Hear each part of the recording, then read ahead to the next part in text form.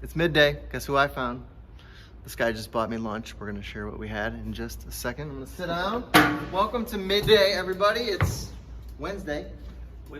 We got through hump day at BW3's. Pastor Byron from Edgerton campus, but we are in Angola, and yeah, we're wiping our faces still. I'm more of a medium guy on my wings. What were you rocking over there? Well, it's honey barbecue is mine, but if you look on that list, it's down a ways. So you're more of a mild. You're a little soft. You don't like the heat. Well, that's what I've been told, but it's if you look at the list of it, it's midway. Midway. Well, I was gonna go orange chicken. Hey Jordan, what'd you have on your wings today? Lemon pepper. Lemon pepper. All right. So that's pretty wild. lemon pepper. Hopefully that doesn't. You don't have to burp that up when during worship. That's what the worship pastor did. Just walk by. Lemon pepper burps. This is what we talk about at midday, guys. We're just checking in with you on a Wednesday, saying hello. And we're in day number 3 of our devotional. But if you were on social media today, you saw this guy's mug, and he had a story. And I just thought he would kind of catch us up, kind of on like, set that up for us a little bit more. What was that day like? You were in Walmart. In Walmart. But I think setting up before that is important because I like Reese's. Reese's peanut butter cups or Reese's Pieces? I like Reese's. Of all kinds. Yeah, pretty much. So over the time, I've told that, through different ways, whether it's in a message or whatever, people have learned that I know I like Reese's. And you live in a small town. Yeah, so things travel. So things get around. Exactly. Well, so I come out to my vehicle from Walmart, and there's a bag hanging on the mirror, and I'm like, okay, what is that? And it's clear full of many different kinds of Reese's. Oh man. Reese cups and fast break, all kinds of Reese's Pieces. Yeah. So you took it home and you gave it to your wife. You took it around the neighborhood. My right? wife likes the Reese's Pieces, so I did share those. But yeah. It's little things like that. Like as we're talking about the random acts of kindness and how I was talking with Carrie. She's from Toledo, from North Rock yesterday. Something that really blew her away is somebody bought her Starbucks in the line ahead of her, and she was having a really rough day, and we kind of equated the experience, like the way that made her feel inside in that moment was like someone was giving her a new house. Like in the moment, you're just like so overwhelmed with joy. You're like, I matter for one. Somebody cares about me on a day. It's like Reese's. I mean, I imagine that really.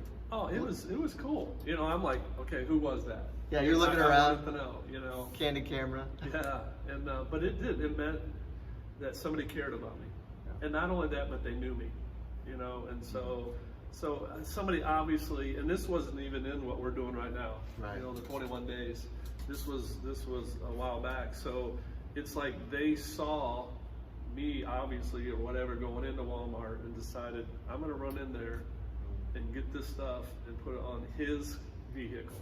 Unless it was some random chance that they didn't know me, I don't know, but I'm assuming they did, and so it was cool though, to know that somebody cared enough about me, knew me well enough, and wanted to do something and to be anonymous, which was cool. So maybe what you could do today is, if the Lord brings someone to your heart or your mind, and you happen to be in a convenience store or something, and something about like that, they love this, I know that about them. Maybe grab that candy bar or whatever it is, even if it's a Coke or something, and just maybe go over to their house and surprise them. Ring their doorbell, do like a ring and dash. Just have some fun with it. You never know how that could just shape up someone's complete day. Just completely unfolds in a great way. So. Yeah. And I drive an F-150. And Reese's of any kind. So, all right. So no, please don't. Please don't. You say something like that, and then you get. Yeah, no. Garbage bag full of Reese's. Put it on another vehicle. Wait for Halloween. Not framed by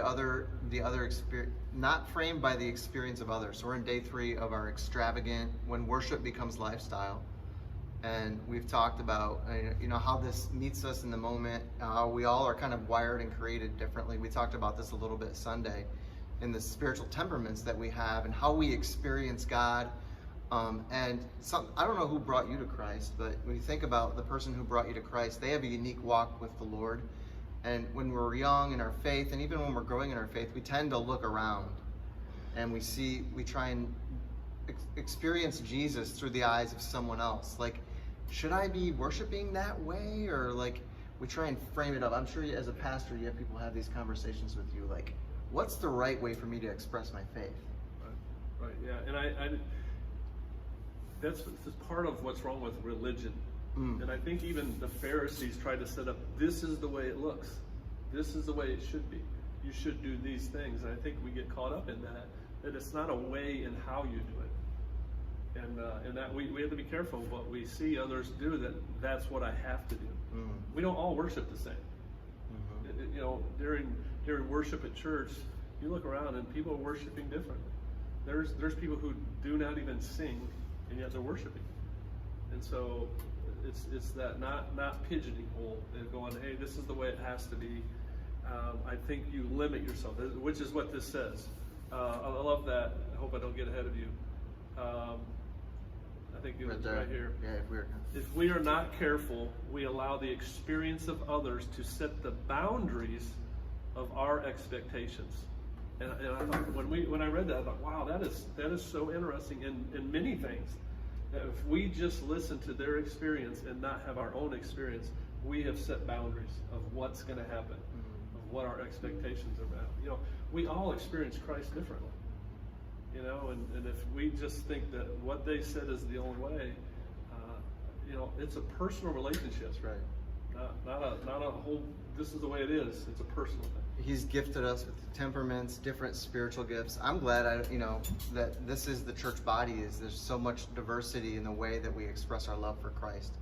Who wants to go to a church that they all worship exactly the same way? It's formulaic, right? It's just, I think, and like if you start with Jesus and the wonder of Christ and we draw ourselves near to him, then though, once we have him as our central focus, then we can go and we can like dig deep with people. Like, explain to me what the worship experience is like for you. Because I think that's good that we dig in to understand each other and why we draw near to Christ and Jesus that way. That makes it more fulfilling, more enriched. And I want to be like growing in my love as a Christian and the way I express myself even. I don't want to be expressing my love for Christ the same I am today in 10 years from now. I want to be finding him in deep, new, intimate ways. So, but even just what you said would set boundaries. If you thought this is the way that you do it, and I'll always be like this, that's not true. No. You grow in that relationship instead of thinking this is it and setting yourself boundaries. Right. I think that's good. That's good stuff. So, the scripture verse today, guys, is all kinds of fun, isn't it? I hope you read through 2 Samuel 6. But basically, this is what we talked about, and this is not judging someone in the moment where they are praising the Lord. Walking in on a situation where you don't know the context and you see somebody who is just exuberant in their praise. You know, they're out of themselves. They're so excited. You know, we allow ourselves to do this in stadiums. Yeah, right. Like, but if I was to take you out of the stadium context and put you in your home and watch somebody flip out, yeah, like, you'd be like, what is going on? Well, they were at a football game. You know, like, and the guy next to him clapping, he's just as excited as the other guy. But yeah, so I think, you know, the 2 Samuel reading is powerful. Did you have any takeaways from this? I know you know the story of it, but yeah, I don't know. I think what goes along with so well is when he talks about in the devotion about the woman who comes and kneels at Jesus' feet. Right. That she had an expectation to really serve him and not be limited to what was known as the proper way. And so I just think it's important that where you're at, who you are, just go after Christ and not look at what everybody else is doing, that you have to do certain things. That's right. Well, there it is, everybody. Well, we hope that was an encouragement to you today. We'll be back for another day tomorrow. Another random act of kindness is going to get highlighted on Thursday, and we'll have a fresh take with Lauren. She's going to have an exciting guest with her, so we will see you soon. Bye. I'm going to turn